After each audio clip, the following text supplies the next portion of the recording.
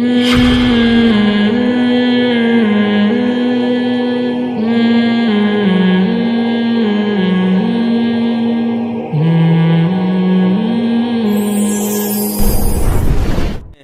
بہرحال فضائل صدقات یا فضائل اعمال میں جو واقعات ہیں، تو چونکہ تبلیغ کا کام پوری دنیا میں پھیل گیا ہے، تو اتنی بات ضرور ہے کہ یہ کرامات اور واقعات ایک حد تک تو اچھے ہوتے ہیں.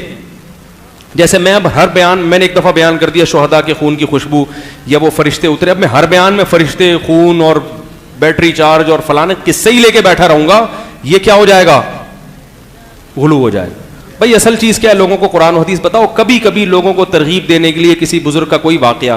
تو جب تبلیغی جماعت بنی تھی اس وقت اتنی پھیلی نہیں تھی، اس وقت کے لحاظ سے وہ ٹھیک تھا. اب بہت سے علماء کہتے ہیں کہ جیسے عربوں میں ریاض الصالحین ہے، میں نہیں کہتا، میں تو چھوٹا آدمی، بڑے علماء سے ہم نے سنا ہے، خود تبلیغ ہی کے بعض بڑے علماء سے ہم نے سنا ہے کہ ریاض الصالحین جیسے پوری دنیا میں عربوں میں ہے نا، تو ایسے ہی اب تبلیغی جماعت میں ریاض الصالحین جیسی کوئی کتاب ہونی چاہیے جس میں مستند احادیث ہیں، ان میں واقعات نہیں ہیں.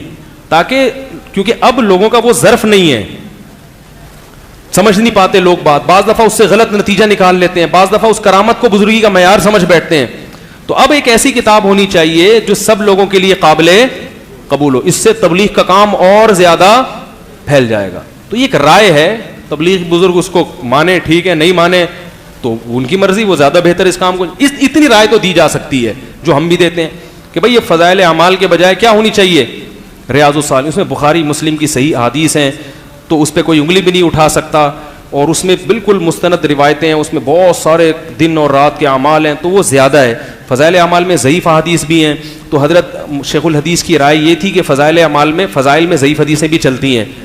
تو بعض علماء سے ہم نے سنا ہے کہ بھئی اگر ان میں بھی صحیح حدیثیں ہی آ جائے ساری تو اور زیادہ اچھا ہو جائے گا نا، کیونکہ جب کام پھیلتا ہے تو پھر اس کا معیار اسی حساب. تو یہ بعض بڑے تبلیغ ہی کے بعض بزرگوں کی ایک رائے ہے، دوسرے علماء کی بھی، اس کو رائے کے طور پر بیان کرنے میں کوئی حرج نہیں ہے. لیکن آپ ایک کتاب کو جو آپ اپنی رائے کے مطابق اس کو شرک بھرا ہوا ہے، ایسا نہیں ہے. آپ کے کہنے سے کوئی مشرک نہیں ہوتا. ہاں، کرامت میں ایسے قصے سنانا کہ اس سے اللہ کی توہین کا پہلو نکل رہا ہو، یہ غلط ہے، یا اس کی روایتی مستند نہ ہو، یہ بھی غلط ہے. کوئی بھی کسی بزرگ کے بارے میں پھینک دو، وہ ایسے تھے، انہوں نے یوں کیا، انہوں نے یوں الٹے ہو گئے، انہوں نے وہ کھایا، تو یہ پھر زیادہ ہو جائے گی ایک حد تک. تو وہ میں گیا نا ایک میوزیم میں، تو مجھے وہ وزٹ کرا رہے تھے، بس تھوڑی سی وزٹ کرا رہے تھے کہ یہ جو ہے کیا نام ہے، یہ حضرت علی کی پگڑی ہے. میں نے کہا شاید ہوگی بھائی، میں نے کہا ٹھیک ہے شاید. تو دوسری یہ کیا ہے، یہ حضرت فاطمہ کا کرتا ہے. میں نے کہا ممکن ہے، ہو سکتا ہے بھائی، اب کیا کہہ سکتے. ایسے میں ہاں کرتا جا رہا تھا. پھر میں نے کہا یہ، انہوں نے کہا حضرت موسیٰ کی لاٹھی ہے. میں نے کہا کچھ زیادہ نہیں ہو گئی؟ کچھ زیادہ ہو گئی کافی دیر سے ہم کر رہے ہیں، اب کیا ہو گئی؟ زیادہ ہی ہو گئی. تو کرامت کا بھی ایک حد ہے. اتنی ساری چیزیں آپ ہی کے بزرگ سے ہو رہی ہیں ٹھیک ہے، وہ بنا کے مارکیٹ میں لا رہے ہو.